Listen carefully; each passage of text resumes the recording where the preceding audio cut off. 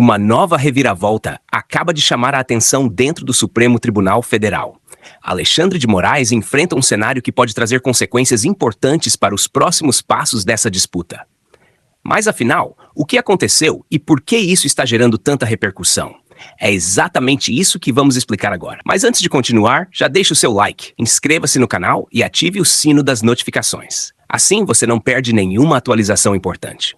Agora vamos aos fatos. Creia-me, Moraes perdeu dentro do STF. O Supremo Tribunal Federal decidiu por 6-4 reduzir a pena de uma das condenadas pelos atos de vandalismo de 8 de janeiro de 2023. Atos de vandalismo, quando muito, né? Enfim, com essa decisão, o STF reverte parcialmente a decisão do ministro Alexandre de Moraes. Isso beneficia essa senhora, que chama-se Simone Macedo e que é alvo desse julgamento. Ela foi condenada a 1 ano de reclusão em regime aberto, além do pagamento de multa por crimes de associação criminosa e incitação pública à animosidade das Forças Armadas contra os poderes constituídos. Os advogados tinham solicitado ao tribunal a contagem do tempo em que a ré cumpriu prisão preventiva, além dos períodos de recolhimento noturno e monitoramento por tornozeleira eletrônica.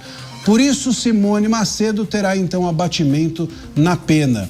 A jurisprudência pode abrir precedentes para casos semelhantes julgados pela Corte. A decisão representa uma das poucas ocasiões em que Alexandre de Moraes foi derrotado pelo plenário em julgamentos relacionados aos atos de 8 de janeiro. Então, a gente leu aqui a notícia, essa é a notícia, tá? Mas para você que, enfim, acha isso um tanto quanto rocambolesco, eu vou explicar o que aconteceu. Essa Simone Macedo, ela foi presa no dia 9 de janeiro de 2023 no acampamento do quartel-general, de um quartel-general, tá? Em 2025, ela pegou 1 ano de prisão por associação criminosa.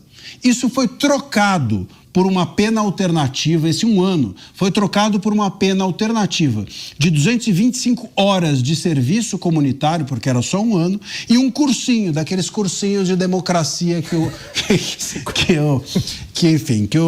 STF começou a promover, a democracia deles. Muito bem. O que acontece? Ela usava tornozeleira eletrônica e ela tinha um recolhimento noturno. Isso não foi contado pelo Moraes como pena. Então, como desconto da pena. Ou seja, ela ficou de tornozeleira eletrônica presa, ela teve recolhimento noturno à casa dela, e a prisão e etc. E o Moraes achou que ela tinha que cumprir esses dias que ela passou com tornozeleira e com recolhimento noturno de novo. Ele queria que ela outra vez cumprisse a pena. Então, aí vem a Defensoria Pública e diz, não, isso é um absurdo, ela já cumpriu, estar com tornozeleira é uma pena já cumprida, recolhimento noturno é já cumprimento de pena. E o Moraes, não, tem que cumprir de novo.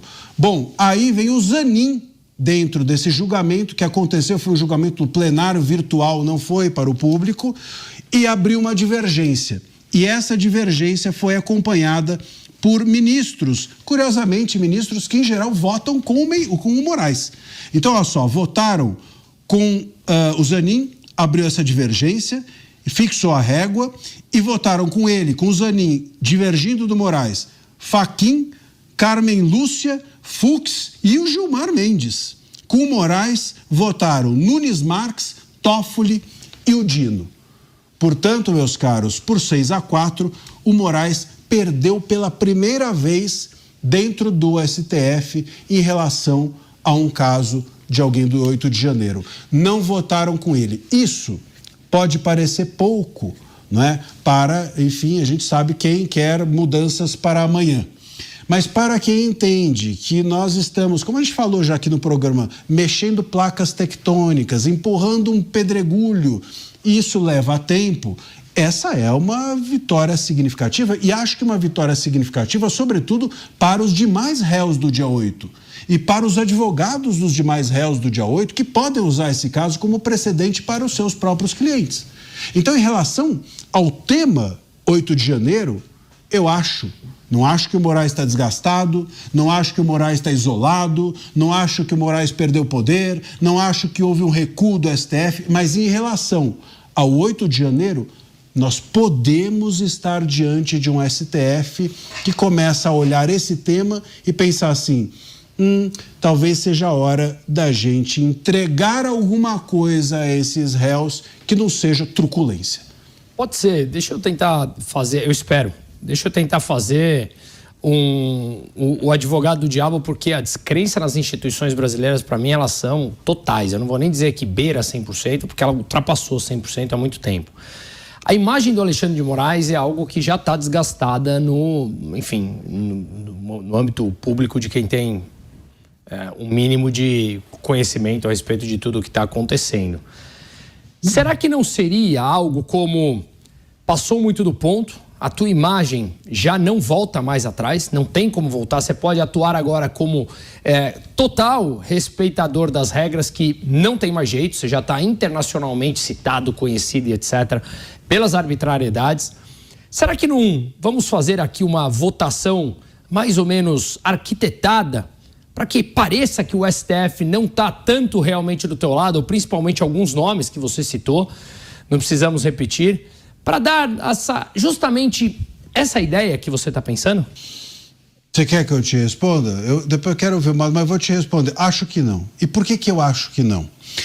Ou seja, não é um combinadão para passar uma imagem boa. Tipo assim, desculpa, olha, a imagem do Alexandre de Moraes já é essa. Não vai transformar a imagem positiva. Então, continua você acelerando, a gente dá uma brecadinha aqui para que justamente criem uma ideia que... Por que eu acho que não? Primeiro porque você tem votando a favor do Moraes gente que, em geral, eu não está votando com o Moraes, como o Nunes Marques. Né? E você tem contra o Moraes gente que jamais eu consigo imaginar votando contra o Moraes, como o Gilmar Mendes. Então, assim, é esquisita essa formação. Esse julgamento foi a festa estranha com gente esquisita. Não parece os outros julgamentos, não tem cara dos outros julgamentos em que eles julgam em bloco. Esse é um ponto, tá? Mas tem um outro ponto, que a minha desconfiança é a seguinte, a minha leitura disso é de que o STF já se lambuzou com esse tema. Já me empanturrei em relação a réus do dia 8, já consegui o que eu queria, já prendi o Bolsonaro, já tentei acabar com o bolsonarismo, que foi a intenção dessa história toda. Vamos falar a verdade. Foi a intenção dessa história toda, prender o Bolsonaro, acabar com o bolsonarismo, foi a intenção de tudo que nós vimos em termos de julgamento nos últimos anos. Então, isso já aconteceu. Eles, entre aspas, nesse caso, venceram. Você entendeu? A preocupação deles agora é isso não ser ressuscitado com o Flávio.